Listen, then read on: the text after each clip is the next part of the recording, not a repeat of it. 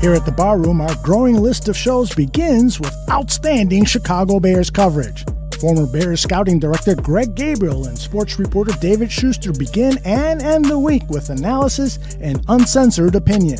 You can't tailgate at Soldier Field, but you can do it virtually every day before a game tailgate show. After every Bears game, the passion is unleashed on our Bear Football Show, which you can find on our YouTube channel and social media pages. Midweek, get a comprehensive update on the Bears' upcoming opponent with Buffon 55. Also on Hump Day, make sure you check out Dan and Aldo Bare Their Souls. It's penance for Bears fans. We all know winning teams are built through the NFL Draft, and that's why Draft on Tap is a must for Bears fans. The best way to win your fantasy football season is by listening to Tuesday's Fantasy Football Goon Show.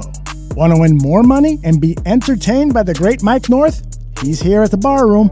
Mike isn't the only Chicago sports radio icon at the Barroom. Join Les Grobstein and David Schuster as they take you on a whole new dimension in sports talk. And there's David and Mark Shanowski, two of the absolute best NBA reporters in Chicago. They keep you up to date on all the Bulls happenings with sharpshooters. The Cubs are covered like their field during a rain delay with the new Friendly Confines show.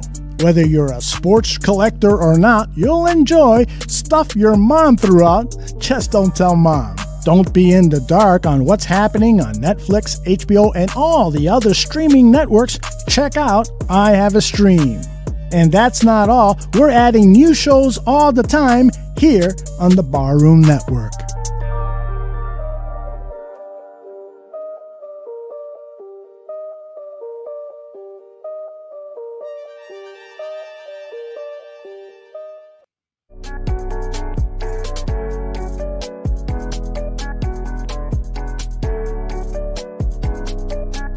Everyone for being here today.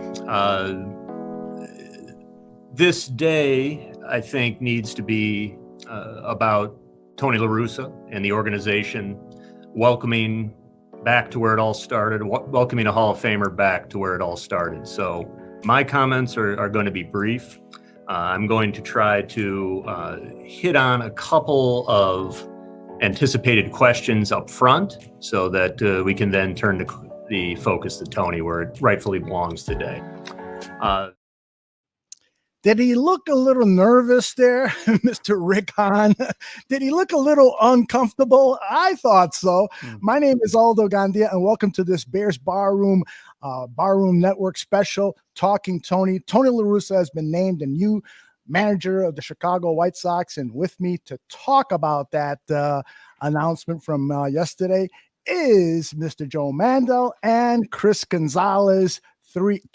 You got three White Sox fans here, probably none as big as Joe Mandel, who is constantly at the ballpark, constantly talking White Sox. Look at him. He's got his White Sox hat on. He's got the Change the Game banner in the back. Joe, I got to get your reaction to this announcement yesterday. Let's start with you before we go to Chris. It's rough for me, man, because I was really hating on it yesterday because everything to me was seeming like this was like the worst fit ever. He's a guy who's been out of the game for 8 years. He's been in front offices.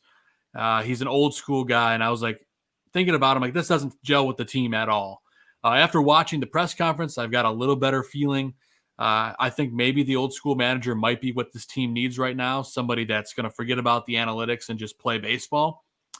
But I'm still not a huge fan of it. I would have preferred somebody like Sandy Alomar Jr. or the newly hired Detroit Tigers manager, AJ Hinch. But we got Tony La Russa. He's won 3 World Series, and that's what we kind of have in front of us. So I don't hate it as much as I did yesterday, but I sure don't love it, guys.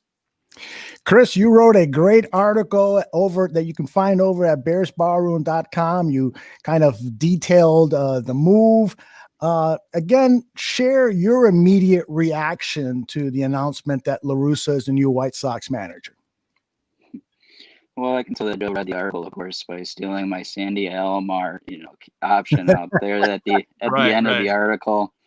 I will say, me and Joe are going to agree on a lot of topics with the White Sox organization, and we might differ, but as far as me reaction goes, I was pretty content with the decision. I was on, the other side of fans out there that wanted the two hottest commodities with Hinch and Cora because of their scandals that they went through, and to get the Yeah, that's championships, they fair. had to cheat. And as a soccer organization, I wanted to have the highest integrity for the team. And the best option out there, resume goes, would be La Russa at the moment, and I'm content with that decision that they made.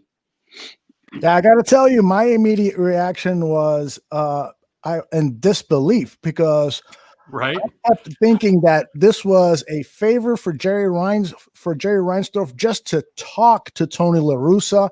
And then when it came to fruition, I was just in shock. And I think that Rick Hahn was in shock too. Throughout the press conference, I got the impression that Rick Hahn was not totally on board. And so let's listen to Rick Hahn talk. This is from Thursday's press conference when the announcement was made. Let's listen to him talk about it being a group decision. And you can kind of see in between the words here that, he's not totally on board. He's supportive of the decision, but I'm not sure this would have been his number one choice. As for the ultimate decision about how this takes place, or I should say the ultimate decision about going with Tony, you've heard me say over the last several years on major decisions that it's about consensus, that it's a conversation between the chairman, Kenny, and myself, and ultimately we come to a conclusion together. Quite frankly, sometimes it moves along more quickly, like when we talk about making the commitment necessary to sign a guy like Luis Robert. And sometimes it takes a little bit longer, like it perhaps does when you're deciding the right time to pivot to a rebuild, as we did a few years back. But the one thing that's consistent is that in the end, when the decision is made, we all are fully committed to making everything work in the best interest of the White Sox. And everyone's on the same page when that final decision is made. And as someone who was in the room discussing that decision, I can tell you that this was made with the intent solely on putting us in the best position to win championships. It's obvious or easy to fall back on some old narratives that this was about friendship or potentially righting old wrongs or something like that. In the end, Tony was the choice because it's believed that Tony is the best man to take us help us win championships over the next several years and usher us into what we expect to be a very exciting phase for White Sox baseball. Joe, you agree with me that sounds like a man who wasn't totally on board? It sounds like he had a gun pointed in his back the whole time he was talking. I mean, he didn't sound genuine at all. There were rumors coming out of the White Sox camp this week that Hahn gave Jerry the ultimatum that it's either Tony or me, and clearly they went the Tony route, and it looks like Hahn's still there for now. But if there's anything behind those rumors, then we could be in for an interesting season ahead. Chris, what about you? What did you think of Hahn's performance, so to speak? Well, I think as fans, we should give him praise for how he's built the roster at the moment. He's probably one of the trendiest GMs in Chicago with his success at the moment. But yeah, I mean, it does seem like you guys are right on this one. But I think we should go a little bit deeper on this and realize that Reinsdorf only gave Tony a 2-year at the most deal, for sure a year. Now, is he going to have the final say on who the bench coach is going to be? Who's going to take over for Tony after he's done, or is this going to be solely on Tony's decision going forward, and that there's going to be some tension? I would see from that. Yeah, I didn't. They talked about the coaching staff, and I've got a soundbite about that, but I don't think that it was ever mentioned who has the final call on that. It was interesting that a lot of the questions with Tony La Russa had to deal with the racial protest, the protest involving social issues and the celebrations, things that La Russa in the past has criticized. And so let me talk about that first, or let's allow Tony La Russa to address that first about the protests. And as long as it's peacefully protested and sincere, and what I'm learning more and more, like with the Players Alliance, and especially with the White Sox, when your protests actually have action-oriented results, way that you're going to impact to make things better, I'm all for it.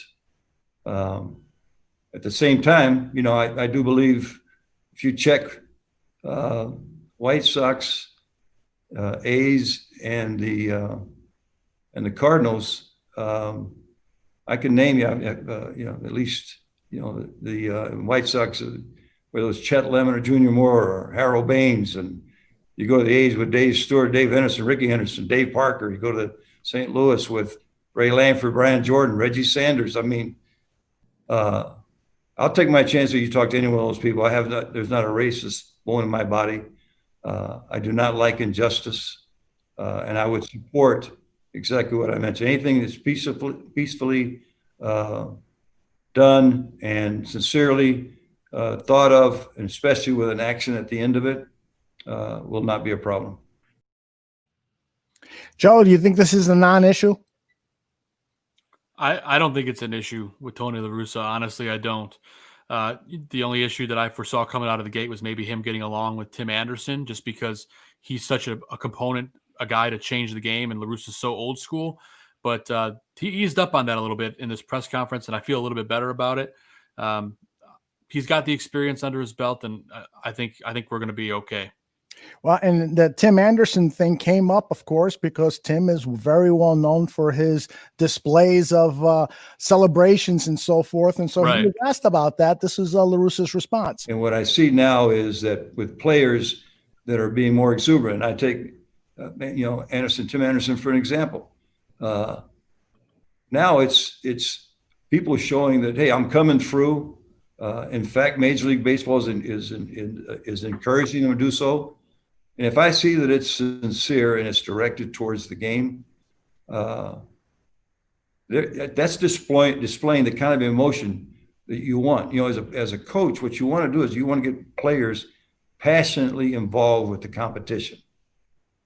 And if you do that, that's how you get exciting games, you're entertaining. So the fact that now that we're encouraging players to be more expressive, you know, I'm going to treat like Tim, for example, part of the family. And you know, the only thing I say, and even some of the people I talk to, if your team celebrates and that their team celebrates, then neither team can be upset when you see celebrations, as long as everybody's doing it sincerely.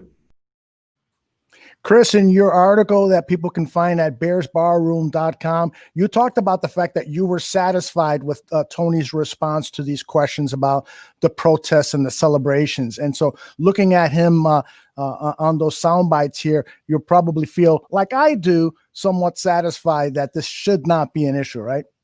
No, without doubt, Aldo, and I agree with Joe on this.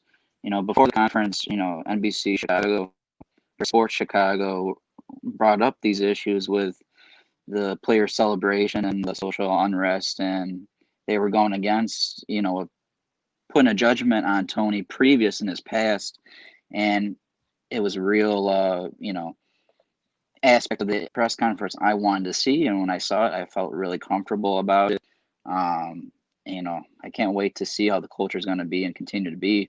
But I want to ask you guys a side question, for you, although, you know, being older and you got to see his past, you know, live through it, and there's people that, and, you know, on social media, they're, you know, throwing it out there that in comparison to AJ Hinch, is it fair to compare the, you know, the negativity, you know, of how we view Hinch at the moment of being hired, when in the past, you know, when he was with the A's, Jose Canseco was with the steroids, and there were some signal scandals in the past as well. From my angle, I want to say that it's more evident in today's baseball culture of what happened to Hinch and the Astros because of technology, and it's so evident that we saw the, you know, the cheating that was going on and how they won a championship. And I want to ask it to you: is it unfair to compare the two, or is it fair to compare them in retrospect? Go ahead, Joe. You feel this one first, and then I'll follow up. Yeah, I don't think it's fair to compare it. I think it's totally different times. I mean, sign stealing has been happening in baseball since it began. And also back when the steroid era, when La Russa was managing, steroids weren't regulated. They weren't really illegal in the game. So I don't think you can compare telling guys when they're stealing signs and telling them when they're going to get a fastball to shooting up with a substance that back then people didn't really have it regulated. And then 2, sign stealing, which has been around forever. So for me, no, you can't compare them. And I don't view La Russa as a cheater by any means. Yeah, I sort of agree. I think that Tony La Russa was aware of what was going on. He knew that it was wrong, but there was a culture in baseball at the time to turn the other way. And so because of that, I don't agree that you should compare the two. I think the bigger issue with Tony La Russa is that he was a prick. Let's face it, the guy was just a disagreeable prick in so many ways, starting from the time that he and who was it? He went up to he and one of his coaches went up into the broadcast booth to confront Harry Carey and his broadcast partner, Tom Paciorek, I believe it was, to have it out with them because they were being critical of the White Sox and critical of managerial moves. And he was a prick with the media in post-game interviews. He was just not a real likable guy. Now, total respect for his baseball mind. He is a baseball genius. There's no doubt about that. And he has a really good instinct for a lot of things. He's made mistakes like all managers do, but he has a really good instinct for his managerial moves and so forth. And that's a topic we'll get into a little bit with analytics. But the thing is that this isn't about, hey, welcome back, Tony. We missed you. We love you and so forth. You were such a great guy. No, this is about, okay, you're back. You're good at what you do. But, please try to be at least a nicer person this time around with the team. Yeah. So that's how I feel about it. Joe, you feel the same way, it appears. Yeah, I mean, La Russa was miserable back in the day, and I'm just excited to see maybe with age if he's gotten a little nicer, but hopefully he still kept that same baseball stamina in his brain. The good thing is he hasn't been away from the game completely. He's been involved in it in a front office aspect. So I think he's got that passion for the game. It seemed evident from his press conference. And I'm just kind of excited to see how he treats this team. I'm really excited to see who he chooses to be his coaches, because having a new pitching coach along with some new arms, hopefully on that team, is going to make a big difference. Yeah, absolutely. And the pitching coach is the biggest hire he is going to make. And he also promised that he was going to talk to everyone that's on the staff. And this was his comment when he was asked about the coaching staff that he has to build now. The importance of a coaching staff at the major league level today is vital. And it was vital in 79 when I first got the job, in 1981 when Jerry first took over. Jerry was one of the first owners that I know that realized that coaches were just not fungo hitters and friends of the manager. So every place that I've been, whether it was Mr. Haas or Bill DeWitt, they've always honored the coaches. So the point I'm making is that the conversations that we're going to have about the staff are really important. And I would tell you that one of the priorities that we have all agreed on is, wherever possible, continuity. When you have something as good as what the White Sox had going last year, and especially that culture in the clubhouse and the coaches that were a part of that, that's going to be looked at very closely, respected.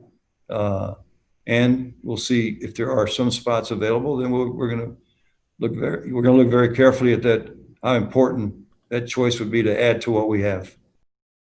I'm sure Ricky Renteria right now is saying, yeah, so much for fucking continuity. Chris, yeah, right. Chris, what are your thoughts about what La Russa said there about looking very closely at those coaches who coached last year and in previous seasons, and maybe, considering that very heavily to maintain that culture, that positive culture? Yeah, I mean, we all have seen what Tony La Russa has done with the past with his pitching staff, with the Cardinals, and how they really develop not only their position players, but, pitching staff as well. And it's something that Renteria didn't have, with his tenure here in Chicago, was how he used the bullpen. And I'm very interested to see, like you guys are, of who's his pitching coach going to be. And the article that I wrote that's out there, today, one of the options I put out was, why not throw money at John Smoltz, get him out of the booth, and see what his experience as a Hall of Famer can do, and he can mentor under La Russa, and we'll see where that goes. But I mean, that would be it. And he's La Russa is well connected to the game, so it's very clear that he's going to have some good candidates, to come here and be the pitching coach. Joe, what do you think about Tigger's question here in the chat room? Does La Russa's experience work against him or for him in this newer baseball game? Well, personally, I think it works for him because, he doesn't have to overthink things the analytical kind of way, because you saw Ricky Renteria outthink himself in his brain and kind of bring in Carlos Rodon into a game when he hasn't pitched for 7 weeks. He left guys in too long. He took them out too early. La Russa can follow his managerial gut, and that's something that's not going to change in baseball, at least in my opinion. You can gauge the game. That's something Ricky couldn't do. I know it's something La Russa can do. So in that respect, I'm very excited to see how he can handle a pen as talented as the one that we have right now. One of the things that I was very impressed with in La Russa's press conference was his response to the question about analytics. And we know what has happened with baseball over the last several years, that there has been an embracement of analytics to the point where perhaps you're squeezing a little too tight. The analytics are just taking over too much. And the way La Russa talked about how he respects analytics and how he will use them impressed me. The wealth of information that helps you prepare, and I embrace it. I know our coaching staff will. I think people that watched our clubs the years that I managed know that we were always information seekers. How that factors into game decisions, I think you take the value of that information and maybe have a better chance to put players in a position to succeed. And going to be open about that, but I do know that, and I think I have a good experience at this in the sense that once a game starts, it's a very volatile experience. Players, not machines, how they vary, how the game may be changing within innings, much less series, game to series. That's why I think it's more important. It's very important that we use the term observational analytics. Once you got all that preparation, you got to watch the game and be ready to. So I think the difference is the preparation will be better. Looking forward to it, but the actual game decision making will be much like what I learned. You watch the game and figure out how to put people in a position to win. I'm impressed with what he said there, although I got to tell you, You got to really focus in on what he's saying because he sounds tired. And so, Joe, that's my question for you. Is Tony La Russa, hey, I'm 62 years old, so I'm very sensitive to ageism, but nonetheless, baseball, it's generally a young man's game. Even the managers nowadays are younger than we've seen in the past. Is Tony La Russa at 76 maybe too old to manage 200 games in a season? I think he's a little too old, and I think it's very evident that he seems like he couldn't get through a press conference. He looked like he was going to fall asleep. While I love La Russa, his past, I don't know how it's going to translate into a long season. With that said, I don't want to sound like a doomsday kind of guy, but you got to have a bench coach that could easily step into the managerial role. I don't want to say like, oh, he's old, he could die, but I mean, it's true. you got to have somebody that's ready to step up and somebody that's qualified as your bench coach. So I hope that they're looking around the league at guys like maybe Sandy Alomar Jr., like Chris brought up, or even maybe bringing a guy like, AJ Przinsky to be the bench coach. I mean, how cool would that be? And then if, he can step into place if Tony, falls under the weather, because you have to think about these things when you're dealing with a 76-year-old manager during a worldwide pandemic. I will tell you this about AJ Przinsky. That would really upset David Schuster, who has covered this Chicago White Sox team for decades. He says that AJ was one of the most disagreeable people to talk to in the clubhouse, but nonetheless, he also relishes or commends AJ for his baseball talent and his baseball acumen. Chris, your thoughts on a bench coach? You said it. You talked about Sandy Alomar in your article. Any other thoughts about people that perhaps should be brought in? Off the top of my head, Sandy Alomar, Jr. He was my favorite candidate. As far as at first it was for the manager, but like I said, if this is a 2-year deal, for Tony La Russa, 2 years at the most, even if not a year, the perfect bench coach would be, in my opinion, Sandy Alomar Jr. And another interesting point that I'm not sure if it was on his Twitter, but it was out in the news recently, was, when a reporter asked Sandy Alomar Jr. if he's ready to be a manager and take one of these opportunities right away, he said, I'm interested, but at the moment I want to give it, a little bit more time, because he only put in, I think when I was looking at the stats for Sandy, he managed 6 games in 2012 for Cleveland, and then this season it was about like 30-ish games. So this would be a good spot to put him in as a bench coach in La Russa for a year. Let him, fully adequate to the game and how it's done from a successful way of what I believe Tony's going to bring. And then you have him for the rest of this build to be your manager and fully push the most out of the players that you can get out of them.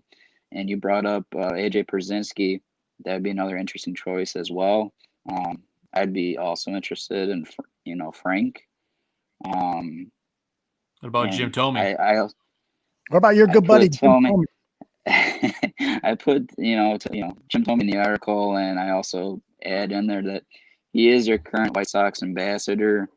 I believe, when he retired, you can tell how much his family means to him and how much of a priority it is in his life. And I would say for Jim, it'd be the latter than the sooner, for him going from upstairs in the front office with Rakan on the field and the coaching staff. But I think it is in his future that he is going to do that. But at this time, I don't see it happening with him. Everybody thinks that this was a Jerry Reinsdorf decision, and we all know it was. But this was Tony La Russa's response to that when it was brought up. I mean, I don't know how many of you have been fired, and if you've gotten fired, how close you could ever be to the person that just decimated my family, my wife and little girls, and who wouldn't talk to them for years. That's a little bit tongue in cheek, but not totally. It would be. I think that if there was any truth to what you're saying, Paul, it would be, it would be really not reading Jerry Reinsdorf at all correctly. His major interest on the baseball side is what's best for the Chicago White Sox and the fans that we're hoping to drive into our ballpark in droves. So we got a question here from Ron. Other than the fact that Tony might not last longer than 2 years, It's true. What is the reason for a 2-year agreement? What can he accomplish in such a short time? And the answer is clearly championship. Goes back to the old Jerry Krause, Jerry Reinsdorf decision to fire Doug Collins as the head coach of the Chicago Bulls. And Jerry Krause famously said, Doug took us from A to B, and now Phil Jackson will take us from B to C, with C being championship. And I think that's the same picture here is being rolled out, isn't it, Joe? I agree completely. And I think it also means another thing that us White Sox fans better be excited about. You're bringing La Russa in for only 2 years. You know what that means? It means you're opening the checkbook. You're going to start paying some free agents, and they better be going hard, because if they don't, then why you sign La Russa for 2 years? They got to be going hard for the free agents. And for me, that's a sign of good things to come. At least I hope. That's a good way to look at it. I didn't really think about that. That limited 2-year agreement means that there is an onus on the front office to go out after the right free agents and make a signing that is going to help them win in 2021 and or 2022.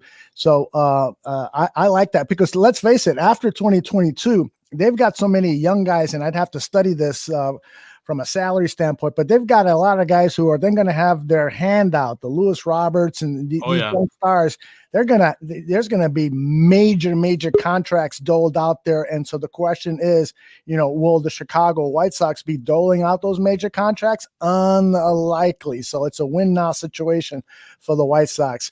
Wouldn't you agree there, Chris, that this is a kind of that the White Sox are in a win now mode, right?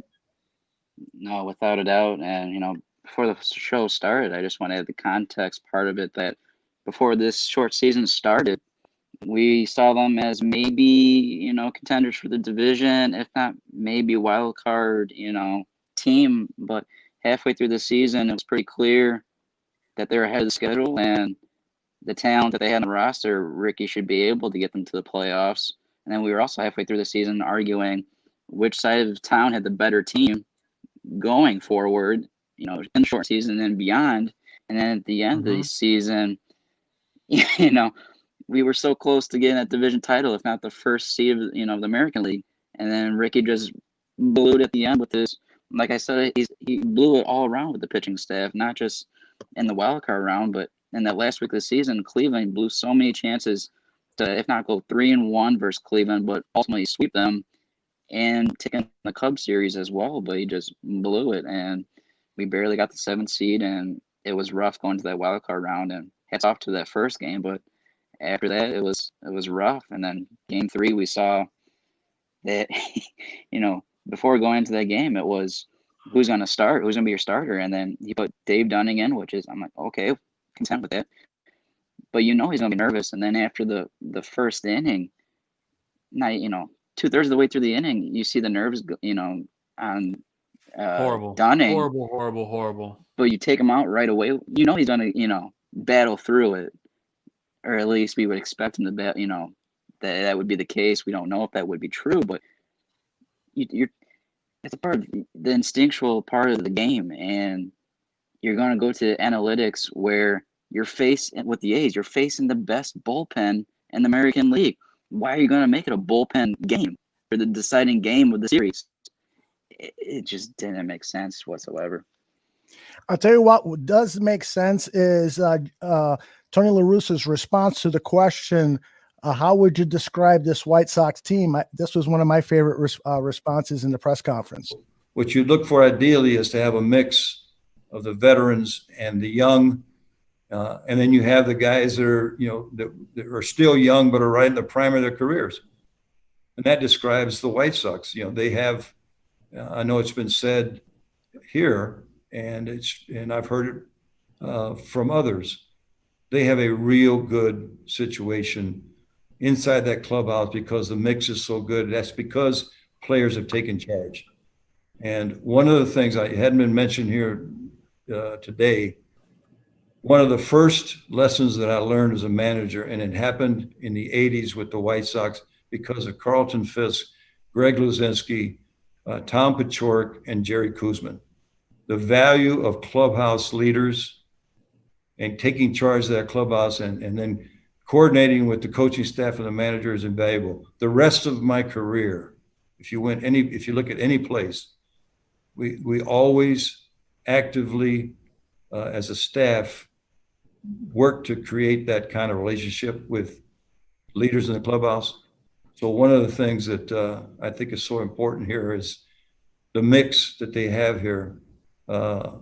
We can realistically think, we can go in there next 2021 with as good a chance to win as anybody. Why not us? Why not us? I love it. Why not us? I mean, I almost fell asleep during the middle of that response, but you can't. I was going to say he couldn't wrap it. He couldn't just wrap it up. He just went, he's droning. He's not. I know now why Chris Gonzalez likes Tony La Russa so much, because they're so much alike. They talk in a slow droning style. All right, we're going to go around the table and get final thoughts.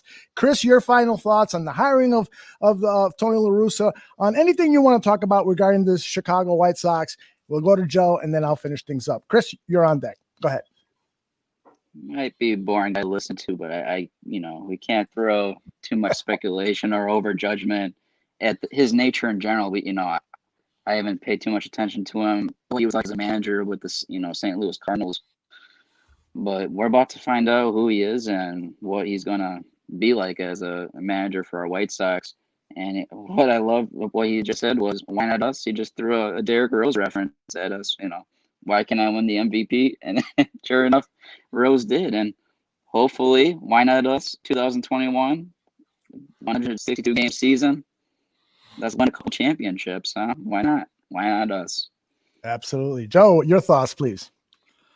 Yeah, so, as I mentioned, I wasn't wild about it to get started, but, I'm feeling better about it after the press conference. I'm excited for what he can bring to this team in terms of knowledge. And I'm most importantly, I'm excited about his staff that he's going to bring in. So I'm going to reserve my judgment until he has a full staff. But I do think that, his knowledge is going to help this team. A lot of people said that they don't think it's going to help bring in free agents. I disagree. I think it is going to help bring in free agents, because they're seeing this as a team that's going to want to win right now. So I think we're going to get some big names, and I'm interested to see what he does for his coaching staff, pitching coach most importantly. But I'm cautiously optimistic, and I can't wait for baseball to start. You nailed it there, guys. Your analysis is right on. It's very important who he brings on into his coaching staff. He needs a bench coach who not only is going to give him good advice, but also is a guy that the players on this team will look up to and establish some kinship among the team. Let's face it, Tony La Russa, there's going to be a lot of skeptical ball players saying, well, I heard that he said this. I heard that he wasn't for celebrations. And so that's going to make it difficult for some players to accept, coming to the Chicago White Sox. So how do you fix that? Well, you fix it by what Tony La Russa said yesterday, so you can take him at his word, but you also fix it by who you are bringing into the staff. If you're going to bring in a bunch of old guys who are, still operating from the 1960s, 70s kind of style of baseball, that's not going to help bring in the type of players that this team needs, this Chicago White Sox team needs to get to that championship C. But I am heartened by the fact that this guy really knows his baseball. He really is a baseball manager. I think he's second in the all-time list in wins in baseball. He didn't get that by accident. He is a smart guy, and he's going to apply that smartness. I love what he said about analytics. You can have that to prepare with, but during the course of the game, you got to go with your gut. You gotta be really in tune with what is going on with your baseball team, and then make decisions accordingly. So I'm hopeful.